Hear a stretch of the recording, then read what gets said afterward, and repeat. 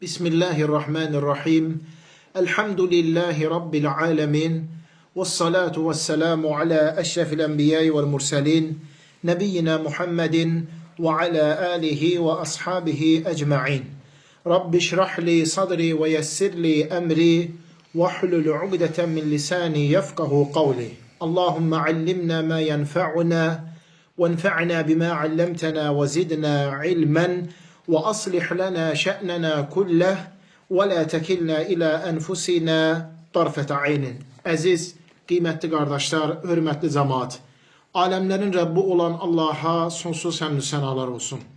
Onun sonuncu peyğəmbəri Muhammed sallallahu aleyhi ve selleme, onun ailəsinə, sahabələrinə, əhli beytinə və qiyamət gününə dək onlara gözəl şəkildə tabi olanlara Allah'ın salavatı, salamı, xeyir duası, bərəkəti olsun. Allah Taala'nın müvəffəqiyyəti, onun yardımı və köməkliyi ilə böyük İslam alimi Şeyx Muhammed Abdülvahhab Ət-Təmimi rahimehullahın El-Usulü Thələthətu və Ədillətuhə, üç əsas və onların dəlilləri kitabını oxumağa davam edirik. Böyük alim Şeyx Muhammed ibn Salih El-Useyminin, Allah Teala ona rəhmət etsin, şərhi, izahı ilə bizlər imanın ən birinci rükünü olan Allah'a iman gətirmək haqqında öyrənirik. Şeyx Muhammed ibn Salih El-Useymin buyurur ki, Allah Teala'ya iman gətirmək özündə dörd şeyi əhatə edir. İnsanın Allah'a iman gətirən zaman gərək bu dörd əhatə olunan məsələlərə də iman gətirib inansın. Ən birinci Allah'ın varlığına iman gətirmək. Bizlər Allah'ın var olmasını həm fitri dəlillər ilə keçən dərslərimizdə öyrəndik, həm əqli dəlillər ilə keçən dərsimizdə öyrəndik, həm şəri dəlillər ilə keçən dərsimizdə öyrəndik, həm də müşahidə olunub gözlə görülən dəlillər ilə keçən dərsimizdə öyrəndik. Allah'ın varlığına iman gətirmək. İkinci, Allah'ın rububiyyətinə iman gətirmək. Hansı ki, bu dərsimizdə bunu öyrənəcəyik. Üçüncü, Allah'ın uluhiyyətinə iman gətirmək. Dördüncü, Allah'ın gözəl adlarına, uca sifətlərinə iman gətirmək. Allah Teala'nın rububiyyətinə iman gətirmək. Yəni, Allah'ın yeganə Rəbb olmasına, onun tək olub, heç bir şəriki olmamasına inanmaq. Rəbb sözünün mənası yaratmaq, ruzi vermək, ucaltmaq, alçaltmaq, həyat bəxş etmək, vaxtı satanda öldürmək, idarə etmək mənalarına gəlir. Allah'ın rububiyyətinə iman gətirmək, yəni Allah'ın yeganə yaradan, yeganə ruzu verən, yeganə istər insanların, istər bütöv kainatın, heyvanların, hər bir şeyin, bitkilər, həşəratlar, hamısının işlərini idarə edən olmasına inanmaq. Şeyx Muhammed ibn Salih El-Useymin, Allah ona rəhmət etsin, deyir ki, Ər-Rabbu mən ləhul xalqu vəl-mulku vəl-amr. Rəbb, yaradan, mülkün sahibi, işləri idarə edən deməkdir. Fələ xaliqə illallah. Allah'tan başqa yaradan yoxdur. Və lə məlikə illəhu. Və lə əmura illəhu. Allah'tan başqa mülkün sahibi olan yoxdur. Allah'tan başqa əmr edən, əmir sahibi olan yoxdur. Uca Allah buyurur, Ələ ləhul xalqu vəl-amru. Yaratmaq da, idarə etmək də Allah'a məxsusdur. Ə'raf surəsi 54-cü ayə.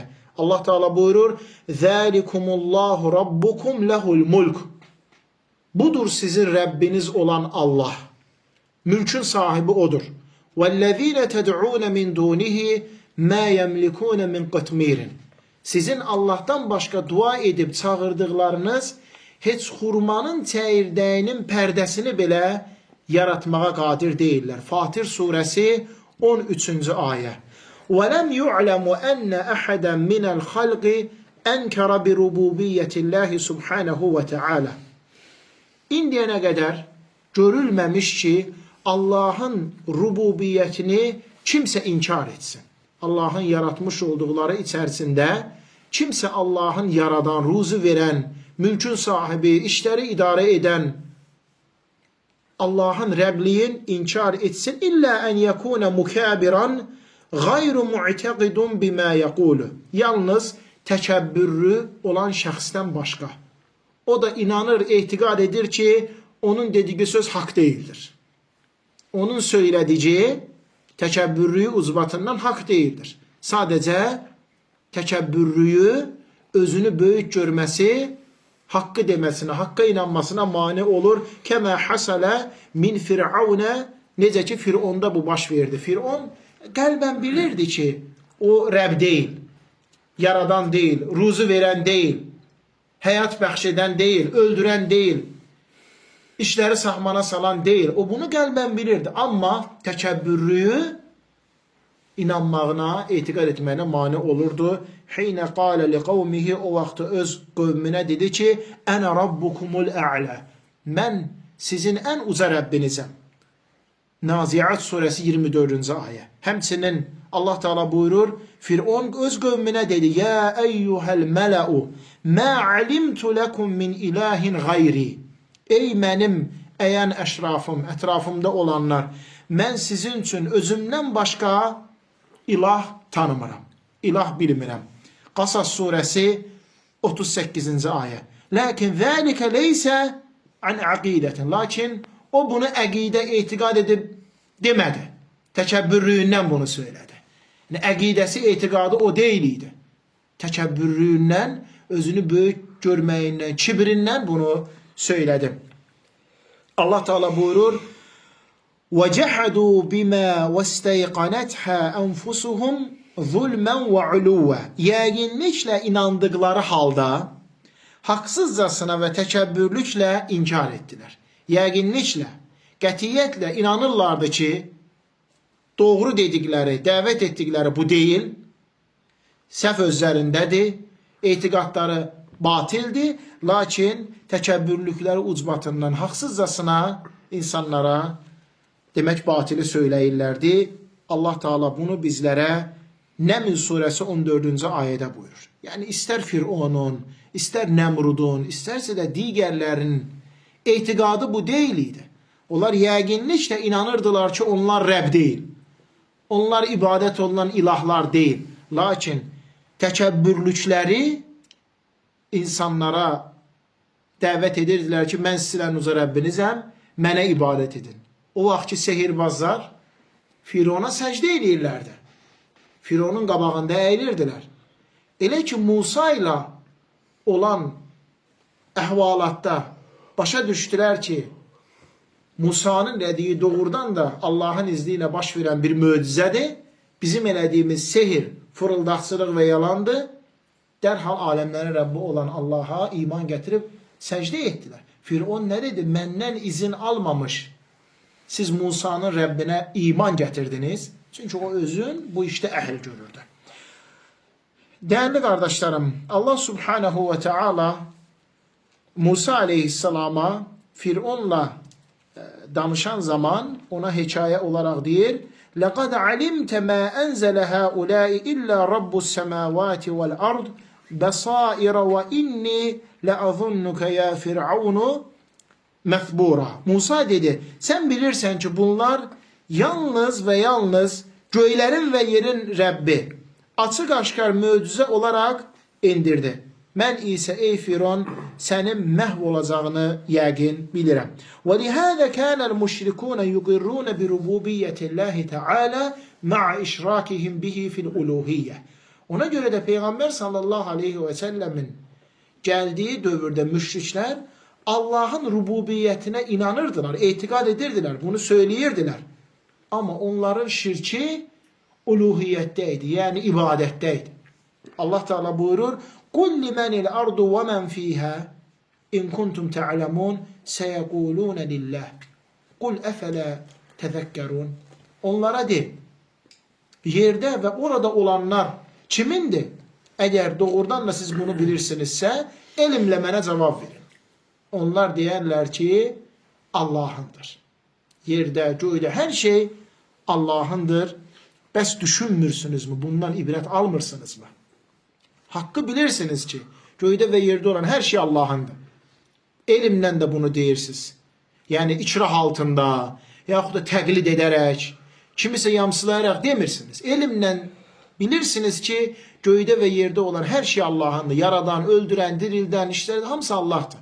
Bəs niye bu dediğinizi bir oturup fikirləşmirsiniz, düşünmürsünüz? Qul mən rabbus semavati səb'i ve rabbul arşil azim. Onlardan soruş, 7 qat səmanın ve əzəmətli ərşin Rəbbi kimdir? Seyeguluna lillah.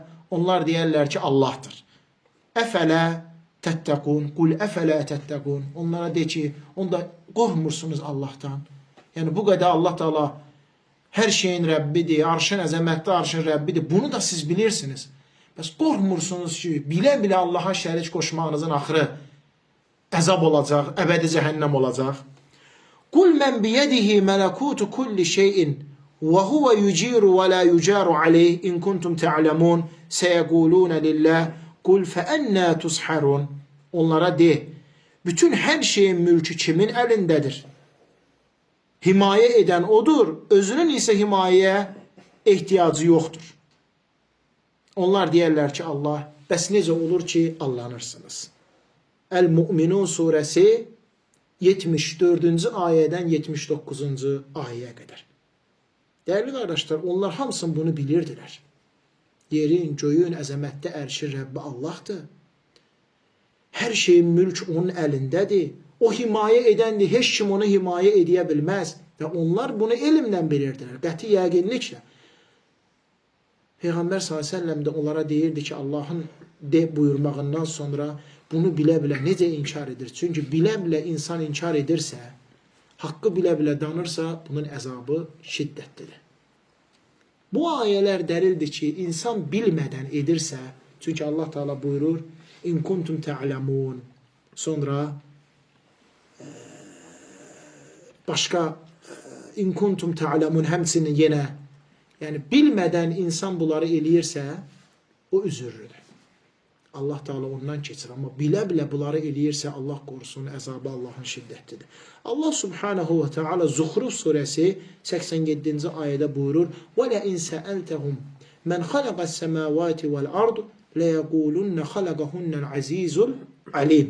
Sen onlardan göyleri ve yeri kim yaratmış diye sorursan onlar deyər ki izzet sahibi ve her şeyi bilen Allah yaradı. Zuhruf suresi 9. ayet. Hemse Allah Teala buyurur وَلَاِنْ سَأَلْتَهُمْ مَنْ خَلَقَهُمْ لَيَقُولُنَّ اللّٰهِ فَاَنَّا يُؤْفَكُونَ. Onların sorursan özlerinden sizi kim yaradı? Onlar deyərlər ki bizi Allah yaradı. وأمر الرب سبحانه وتعالى شامل للأمر الكوني والشرعي. Allah Teala'nın emri hem onun kövni emirlerin ihate edir hem de şer'i emirlerin. فكما أنه مدبر الكون القاضي فيه بما يريد حسب ما تقتضيه حكمته فهو كذلك الحاكم بشرع العبادات وأحكام المعاملات حسب ما تقتضيه hikmetihi. Necə ki Allah Subhanahu ve Teala kainatı idare edir. Her bir şeyi göylerde ve yerde olan hamını idare edir ve öz hükmüne uygun olarak orada hükümler verir. Yani bütün bu kainat işlerinde qazı hüküm veren Allah'tır.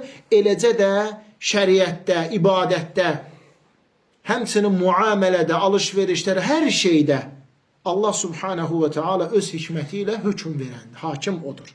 فَمَنْ اتَّخَذَ مَعَ اللّٰهِ تَعَالَى مُشَرِّعًا فِي الْعِبَادَاتِ اَوْ حَاكِمًا فِي الْمُعَامَلَاتِ فَقَدْ اَشْرَكَ بِهِ وَلَمْ يُحَقِّقِ الْاِيمَانِ. Kim ibadetlerde Allah Subhanahu ve Teala ile yanaşı başka bir şeriat koyanın, ibadetleri təyin edenin olmağına iman getirsə, yani hem Allah'ın təyin etdiyi ibadet, hem de mesela filan kəsin təyin etdilər ibadet. Bu da ibadettir, bu da ibadettir. Artıq o Allah'a şərik qoşmuş olar və onun imanı həqiqi olmaz, doğru olmaz. Ona görə şəriəti qoyan əş-şəri'u huvallahu subhanahu və taala. Allah Taala'nın özüdür.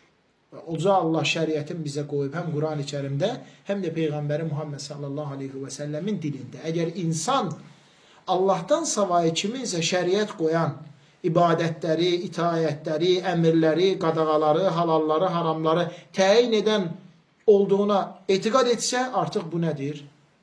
Şirk qoşmaq və iman bu zaman sayılır. Çünki bütün insanlar hamı bilir ki, kainatdakı işləri idarəli Allah Subhanahu Taala'dır. Heç kim, hətta Məkkədəki müşriklər belə buna inanıb etiqad etmirdilər. Bilirlər, hər şey idarədə Rəbb Allahdır.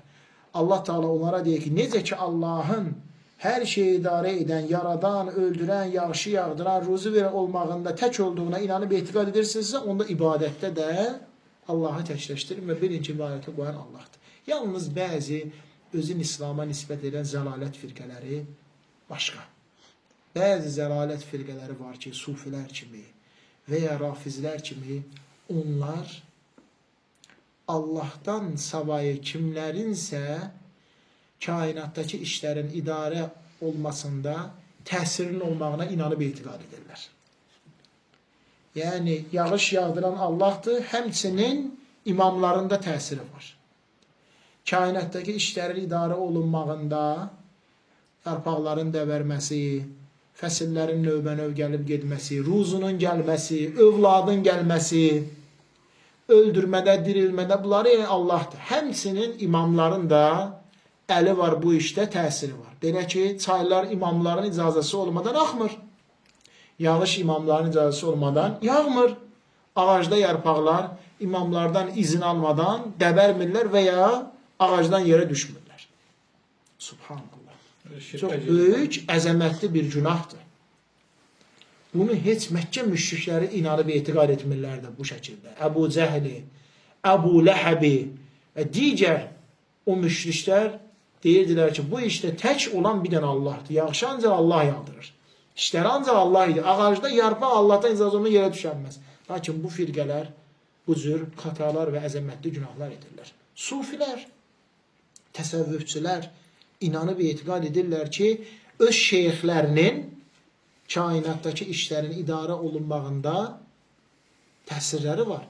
Belə ki, günəş mənim şeyximdən icazə almamış doğmur.